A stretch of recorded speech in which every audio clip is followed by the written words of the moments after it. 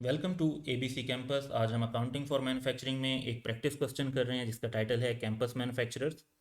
तो इसका डाटा जो है वो फर्स्ट क्वार्टर ऑफ ऑपरेशन से रिलेट करता है।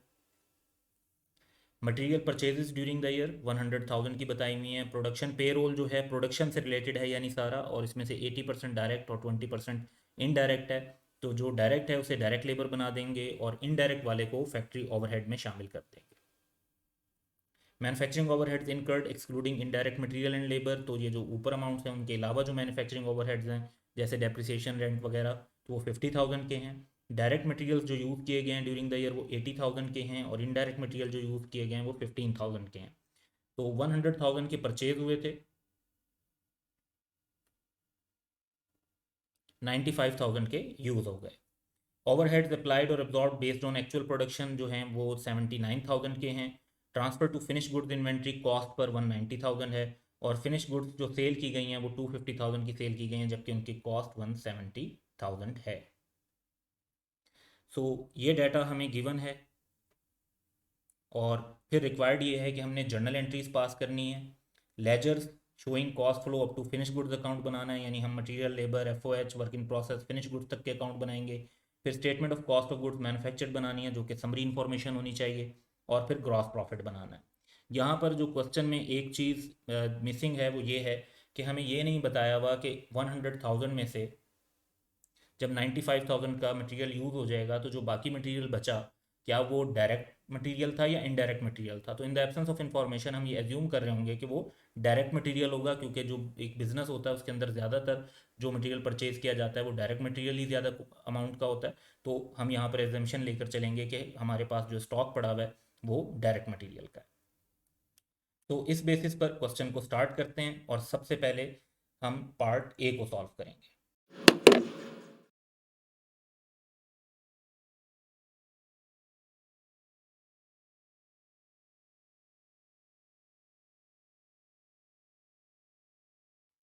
तो पार्ट ए हमारे पास है कि जर्नल एंट्रीज पास करें। तो जर्नल एंट्रीज के लिए हम एक ब्रीफ फॉर्मेट डेवलप कर लेंगे।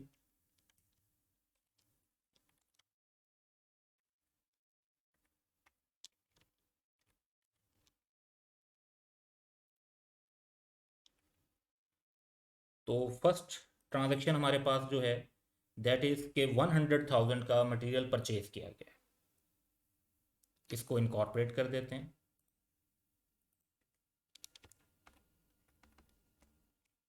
तो basically it would be materials की इन्वेंट्री डेबिट हो जाएगी, और हमने जो परचेज किया अगर कैश पर किया है तो कैश क्रेडिट कर देंगे, और अगर हमने इसको क्रेडिट पर किया है तो ट्रेड पेबल्स क्रेडिट हो जाएंगे। तो हमारी फर्स्ट एंट्री रिकॉर्ड हो जाएगी। नेक्स्ट, जो प्रोडक्शन पे रोल है वो जो इनकर हुआ है वो गिवन है, दैट इज 70,000। इसको रिकॉर्ड कर लेंगे।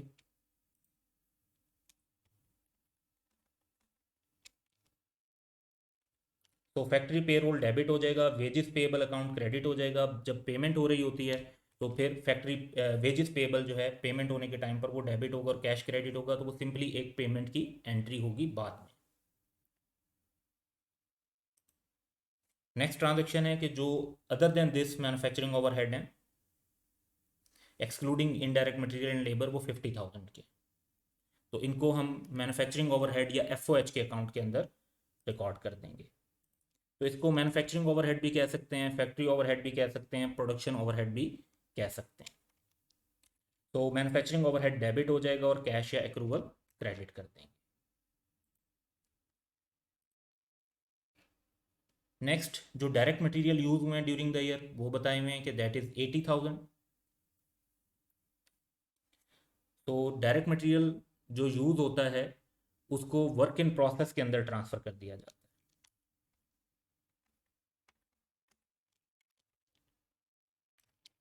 तो work in process inventory debit हो जाएगी और मटेरियल्स की इन्वेंट्री हमारी कम होके क्रेडिट हो जाएगी।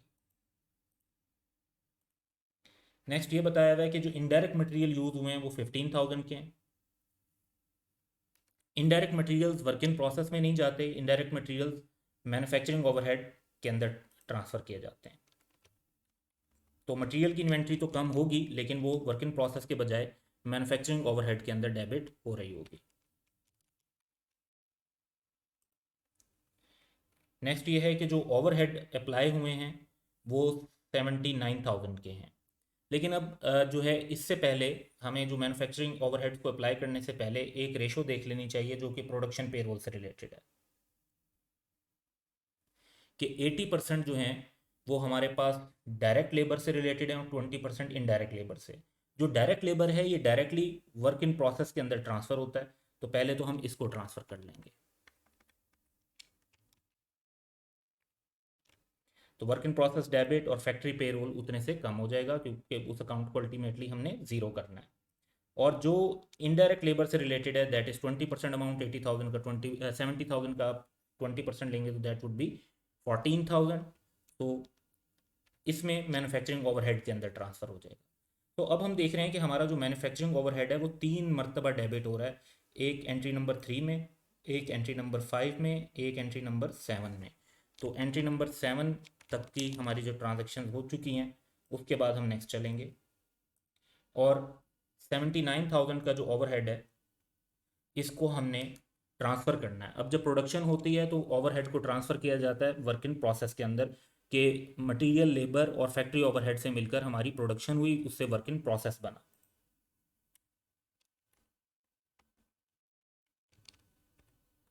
तो मैन्युफैक्चरिंग ओवरहेड्स को कम करके हम उन्हें वर्क इन प्रोसेस की तरफ ट्रांसफ़र कर देंगे। नेक्स्ट ये है कि जो ट्रांसफ़र फिनिश गुड्स में हुआ, तो फिनिश गुड्स में ट्रांसफ़र कहाँ से होता है? वर्क इन प्रोसेस से। 190,000 का ट्रांसफ़र हुआ, तो इसका इम्पैक्ट एंट्री का ये होगा कि फिनिश गुड्स की इन्वेंट्री हमारी बढ़ जाएगी, वर्क इन प्रोसेस की इन्वेंट्री इतने से कम हो जाएगी। इसके बाद ये बताया हुआ है कि 250,000 की गुड सेल की जिनकी कॉस्ट 170,000 थी। तो इन्वेंट्री का रिकॉर्ड क्योंकि कॉस्ट पे मेंटेन हो रहा होता है तो फिनिश गुड्स की इन्वेंट्री 170,000 से कम हो जाएगी, और कॉस्ट ऑफ सेल्स में एक्सपेंस को डेबिट कर देंगे। जब इन्वेंट्री सेल हो जाती है तो उसको एक्सपेंस बना देते हैं।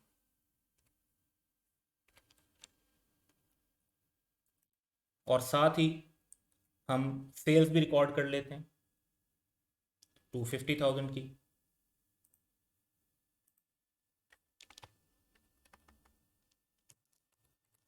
तो रिसीवेबल या कैश डेबिट और सेल्स क्रेडिट।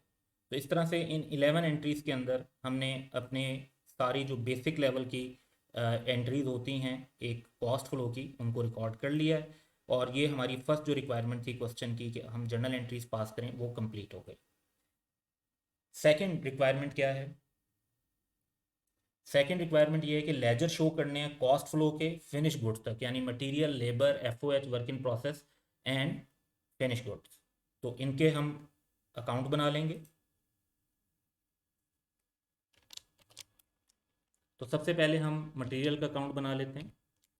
तो मटेरियल के अकाउंट में एंट्री वाइज अगर चलते हैं तो मटेरियल के अकाउंट को अगर आप देखें तो ये डेबिट होगा 100,000 से फर्स्ट एंट्री में।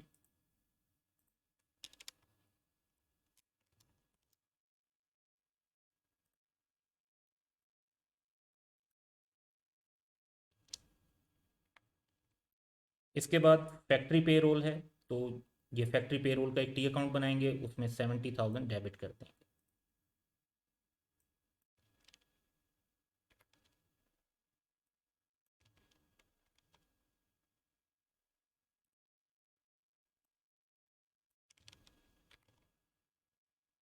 नेक्स्ट हमारे पास मैन्युफैक्चरिंग ओवरहेड्स हैं जो 50,000 से डेबिट हो रहे हैं, इनके लिए भी एक टी अकाउंट बना लेते हैं। इसे F O H manufacturing overhead, production overhead आप कह सकते हैं। नेक्स्ट जो एंट्री है उसमें डायरेक्ट मटेरियल्स हमने ट्रांसफ़र करने हैं मटेरियल से वर्क इन प्रोसेस के अंदर। तो इसके दो इम्पैक्ट होंगे हमारे कॉस्ट के अकाउंट्स में, क्योंकि बाकी जगह जो कैश या पेबल के अकाउंट थे उनको तो हम नहीं बना रहे, लेकिन यहाँ पर दोनों अकाउंट हमसे रेलिवेंट हैं। तो वर्क इन प्रोसेस का अकाउंट बनाकर उसको डेबिट करेंगे और मटेरियल्स इन्वेंट्री को क्रेडिट करेंगे। तो work in process would be debited और सेम अमाउंट से जो मटेरियल अकाउंट है वो क्रेडिट हो जाए। एंट्री नंबर 5 की तरफ आते हैं। तो इसमें भी दोनों अकाउंट हमसे रेलिवेंट हैं, मैन्युफैक्चरिंग ओवरहेड को डेबिट करना है और मटेरियल्स की इन्वेंट्री को क्रेडिट करना है। तो ओवरहेड्स का अकाउंट को, ये इनडायरेक्ट मटेरियल से रिलेटेड है, और मटेरियल्स की इन्वेंट्री जो है वो हमारी क्रेडिट हो जाएगी।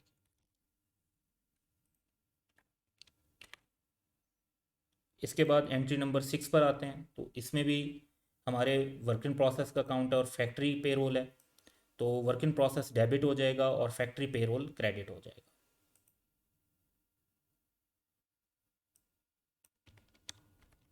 56,000 जो डायरेक्ट लेबर की अमाउंट है, और पेरोल के अकाउंट में इतने से कमी करते हैं। एंट्री नंबर 7 है कि मैन्युफैक्चरिंग ओवरहेड्स को, क्योंकि ये इनडायरेक्ट लेबर से रिलेटेड थी एंट्री, तो 14,000 से मैन्युफैक्चरिंग ओवरहेड्स को डेबिट करेंगे और फैक्ट्री पेरोल 14,000 से क्रेडिट हो जाएगा।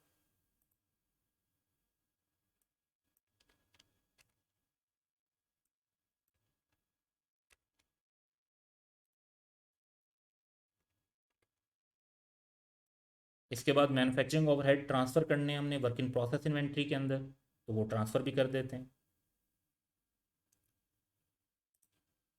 ट्रांसफ़र करने पे वर्क इन प्रोसेस जो है वो डेबिट हो जाएगा और फैक्ट्री ओवरहेड्स जो हैं वो क्रेडिट हो जाएंगे।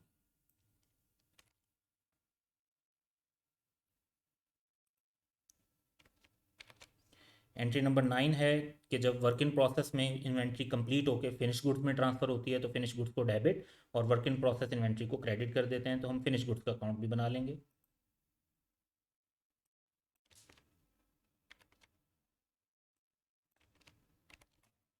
फिनिश गुड्स का अकाउंट डेबिट हो जाएगा और वर्क इन प्रोसेस की इन्वेंट्री क्रेडिट हो जाएगी, क्योंकि वर्क इन प्रोसेस कम हो गई और फिनिश गुड्स बढ़ गए। इसके बाद कॉस्ट ऑफ सेल्स डेबिट और फिनिश गुड्स क्रेडिट। जब आपने इन्वेंट्री सेल की तो हम कॉस्ट ऑफ सेल्स का अकाउंट यहाँ पर फिलहाल नहीं बना रहे, बनाएंगे भी तो सिंपली वो डेबिट हो जाएगा। तो फिनिश गुड्स इन्वेंट्री 170,000 से क्रेडिट हो जाएगी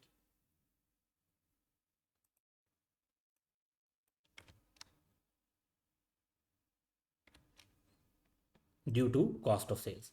तो हमने जो अकाउंट्स बनाने थे वो हमने डेवलप कर लिए। बाकी सेल्स और रिसीवेबल का अकाउंट जो है हम यहाँ पर नहीं बना रहे, लेकिन अगर आप बनाएंगे तो रिसीवेबल के अकाउंट को सिंपली डेबिट कर देंगे और सेल्स के अकाउंट को सिंपली क्रेडिट कर देंगे। तो एंट्रीज़ की बेस पर जो हमारे पास लेजर्स बने, अब इनकी टोटलिंग कर लेते हैं और इनमें से हम कुछ फिगर्स फाइंड आउट कर सकेंगे। तो मटेरियल अकाउंट का अगर हम टोटल करते हैं 100,000, दूसरी साइड पर सेम टोटल लिखेंगे। डिफरेंस जो है वो हमारा कैरी डाउन बैलेंस है, जो कि रिफ्लेक्ट करता है कि हमारे पास मटेरियल की क्लोजिंग इन्वेंट्री कितनी है। पेरोल अकाउंट के अंदर कोई बैलेंस नहीं बचेगा। एफ के अंदर यहाँ पर जो टोटल आ रहा है वो 79,000 है, दोनों साइड्स का कोई बैलेंस नहीं बचा। प्रैक्टिकली जब आप एडवांस लेवल पे कॉस्ट एंड मैनेजमेंट अकाउंटिंग पढ़ेंगे तो वहाँ पर आप एक नोटिस करेंगे under absorbed and over absorbed जो है प्रोडक्शन ओवरहेड होता है, तो उसकी एडजस्टमेंट होती है फिर जो डायरेक्टली कॉस्ट ऑफ सेल्स के अंदर ट्रांसफ़र की जाती है। तो उस कम्प्लिकेशन में हम जो है बेसिकली फाइनेंशियल अकाउंटिंग के अंदर एंड रिपोर्टिंग के अंदर नहीं जा रहे होते। तो अभी हम सिर्फ फोकस जो है वो बेसिकली रख रहे हैं सिर्फ हम अपने मैन्युफैक्चरिंग की बेसिक अकाउंटिंग पर। तो जब कॉस्ट के प्रॉपर एडवांस्ड अकाउंट्स बन रहे होते हैं तो एब्जॉर्प्शन लेवल भी देखना पड़ता है और उसकी अंडर ओवर एब्जॉर्प्शन की एंट्री भी करनी पड़ेगी। वर्क इन प्रोसेस की इन्वेंट्री डेबिट जो हुई है दैट इज़ 215,000, सेम टोटल दूसरी साइड पर लिख देंगे। एज अ बैलेंसिंग फिगर हमारे पास कैरी डाउन बैलेंस आ जाएगा दैट इज़ 25,000। ये वर्क इन प्रोसेस की क्लोजिंग इन्वेंट्री को रिफ्लेक्ट कर रहा है। सिमिलरली फिनिश गुड्स हम देख रहे हैं कि 190,000 की ट्रांसफ़र हुई थी और कॉस्ट ऑफ सेल्स में जो ट्रांसफ़र हुई हैं वो 170,000 की हुई हैं। तो जो रिमेनिंग 20,000 है वो हमारा फिनिश गुड्स का क्लोजिंग स्टॉक है। तो इस तरीके से हमारे पास लेजर की फिगर्स आ जाती हैं और क्वेश्चन की जो सेकंड रिक्वायरमेंट थी वो भी पूरी हो गई। तीसरी रिक्वायरमेंट ये है कि हम statement of cost of goods manufactured बनाएं समरी वे में, यानी हम जितना इसको फिगर्स कैलकुलेट कर सकते हैं उसको इनकॉर्पोरेट करेंगे। तो पार्ट सी है, एंटिटी का नाम कैंपस मैन्युफैक्चरर है, statement of cost of goods manufactured हम बना रहे हैं। For the period ended quarter है फर्स्ट क्वार्टर, तो खैर एग्जैक्ट डेट क्वेश्चन में नहीं गिवन तो हमने उसको मेंशन नहीं किया। तो सबसे पहले हम डायरेक्ट मटेरियल कंज्यूम ले लेंगे। तो क्वेश्चन में हमें बताया हुआ है कि जो डायरेक्ट मटेरियल हमने यूज़ किए हैं ड्यूरिंग द ईयर वो 80,000 के।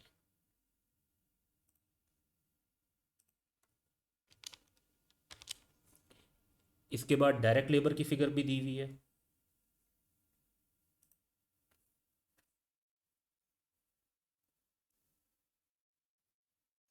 $70,000 में से का 80%, दैट वुड बी 56,000। तो डायरेक्ट कॉस्ट को जब हम कंबाइन कर लेंगे तो हमारे पास प्राइम कॉस्ट आ जाएगी, दैट इज़ 136,000। इसमें हमने फैक्ट्री ओवरहेड्स ऐड करने हैं। तो फैक्ट्री ओवरहेड्स के लिए हमने लेजर अकाउंट बनाया था। तो फैक्ट्री ओवरहेड्स जो वर्क इन प्रोसेस में जाने हैं वो 79,000 के जाने हैं, तो इनको हम लिख देते हैं। फैक्ट्री ओवरहेड्स को जब ऐड करेंगे तो हमारे पास प्रोडक्शन कॉस्ट आ जाएगी, दैट इज़ 215,000। इसमें से हम क्लोजिंग स्टॉक अगर निकाल देते हैं वर्क इन प्रोसेस का, जो कि हमने लेजर में कैलकुलेट किया हुआ है 25,000, तो ओपनिंग स्टॉक ऐड करना होता है और क्लोजिंग स्टॉक लेस करना होता है। क्वेश्चन में कोई भी ओपनिंग स्टॉक नहीं है तो हम क्लोजिंग स्टॉक को ही डायरेक्ट लेस कर देते हैं 25,000। और हमारे पास अब फाइनल फिगर आ जाएगी कॉस्ट ऑफ गुड्स मैन्युफैक्चर्ड की, दैट इज़ 190,000। अगर आप नोटिस करें तो जो लेजर के अंदर हमने अमाउंट लिखी थी कि जी फिनिश गुड्स में इतनी गुड्स जो प्रोड्यूस करके ट्रांसफ़र किए उनकी वैल्यू 190,000 है, तो ये उसके साथ मैच कर रहा है।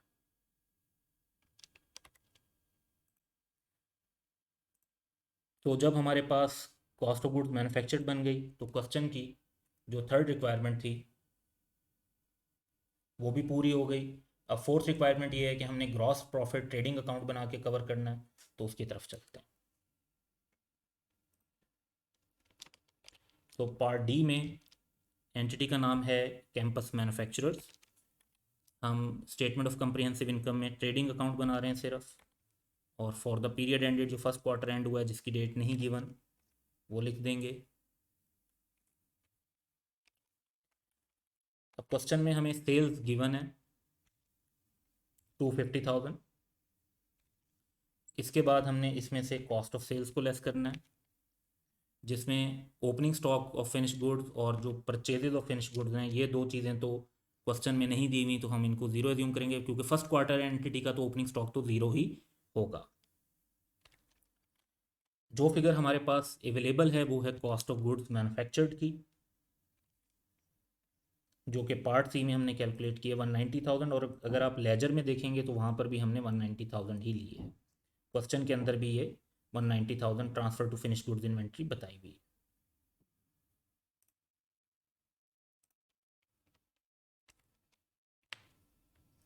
इसके बाद closing stock of finish goods ले लेंगे लेजर की बेस पे, इट इज़ 20,000। अब देखें कि हमारी कॉस्ट ऑफ सेल्स लेजर की बेस पे 170,000 है, यही 170,000 ट्रेडिंग अकाउंट में भी आना चाहिए। तो चाहे आप परपेचुअल अकाउंट से बनाएं चाहे आप पीरियोडिक बनाएं, आंसर सेम होगा।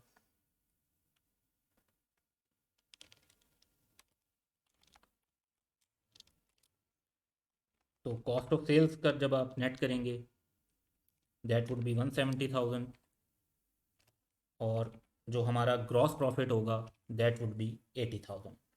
तो जो इम्पॉर्टेंट बात थी इस पूरे क्वेश्चन में कि हमने सेम डाटा की बेस पर जर्नल एंट्रीज डेवलप की, उसी डाटा की बेस पर हमने अपने लेजर अकाउंट्स बनाए, और उसी की बेस पर हमने कॉस्ट ऑफ गुड्स मैन्युफैक्चर्ड और फिर ट्रेडिंग अकाउंट बना के ग्रॉस प्रॉफिट कैलकुलेट किया। तो जो फिगर्स हमें क्वेश्चन के अंदर दी हुई थी वो लेजर से भी वही कंफर्म होती हैं, ट्रेडिंग अकाउंट से भी वही कंफर्म होती हैं, एंट्रीज से भी वही होती हैं। तो ये एक मुकम्मल अंडरस्टैंडिंग के लिए एक अच्छा क्वेश्चन था। That's all for today, have a good day.